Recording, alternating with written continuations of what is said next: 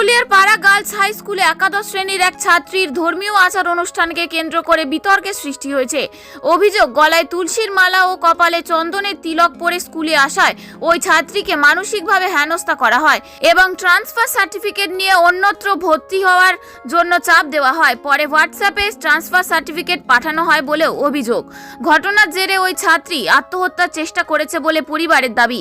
এই ঘটনায় ছাত্রীর মা পাড়া থানায় প্রধান শিক্ষিকা ও এক সহশিক্ষিকার বিরুদ্ধে লিখিত অভিযোগ দায়ের করেছেন এবং মঙ্গলবার দুপুর 12টা নাগাদ পাড়া বিডিওকে ডেপুটেশন দেওয়া হয়।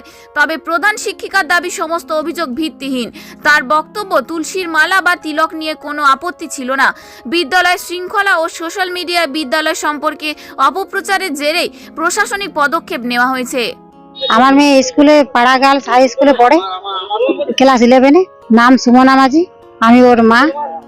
আমার মেয়ের সাথে তুলসী মালা এবং মাথায় কপালে তিলক কাটার নিয়ে ঘটনা ঘটেছিল বর্দি এবং ধীমাদি, দুটো ম্যাডামের সাথে। প্রথমে ধীমাদি বলেছিলেন যে তিলক আর মালা পরা যাবে না, তিলক করা যাবে না, এই নিয়ে বিক্ষোভ হয়েছিল।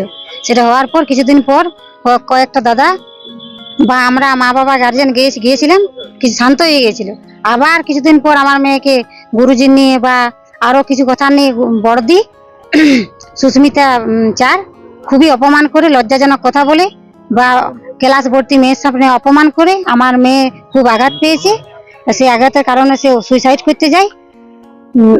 আর তার ফলে আমরা মা মেয়ে মানে আমাদের বাড়ির সবাই বা আশেপাশে যত গ্রামের মানুষ আছে সবাই রাগ করে বা সবারই বিক্ষোভ হয় যে না, এইরকম বিরূপ ম্যাডাম করতে পারেন না।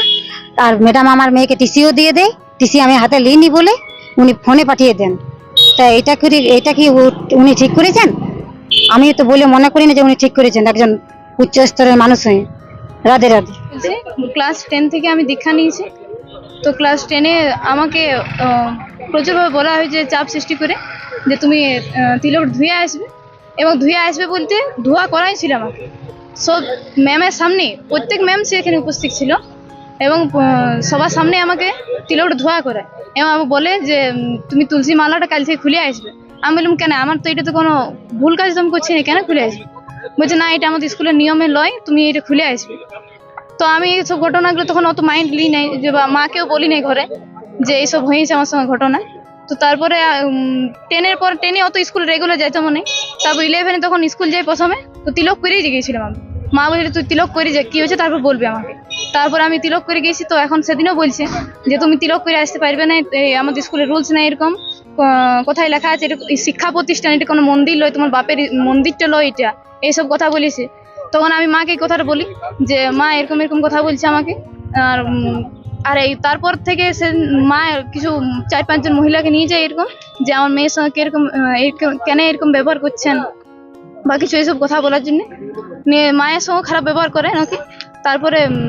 তারপরে দিন থেকে আমার সঙ্গে এরকম ব্যবহার হয় যে মানে নিজেকে কি বলবো শেষ করে দেওয়ার মতন এরকম ব্যবহার হয়েছে আমার সঙ্গে।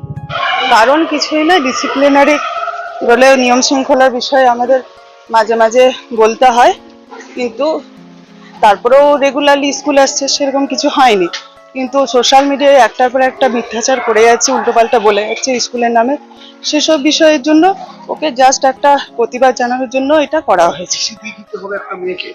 টিসি দেওয়া, দেখুন ব্যাপারটা হচ্ছে, আর পুরো ব্যাপারটাকে ভালো করে তো বুঝতে হবে, তবে তো এরকম ভাবে তো ব্যাখ্যা দেওয়া যায় না দিনের পর দিন কি হয়েছে না বললে। তুলসী মালা বিষয়টাই নয়, কেন উল্টোপাল্টা ব্যাখ্যা আবার করছে? হ্যাঁ, বিষয়টা হচ্ছে এমনি ডিসিপ্লিন নিয়ে পেয়ার লাইনে বলা হতো, ঠিক আছে।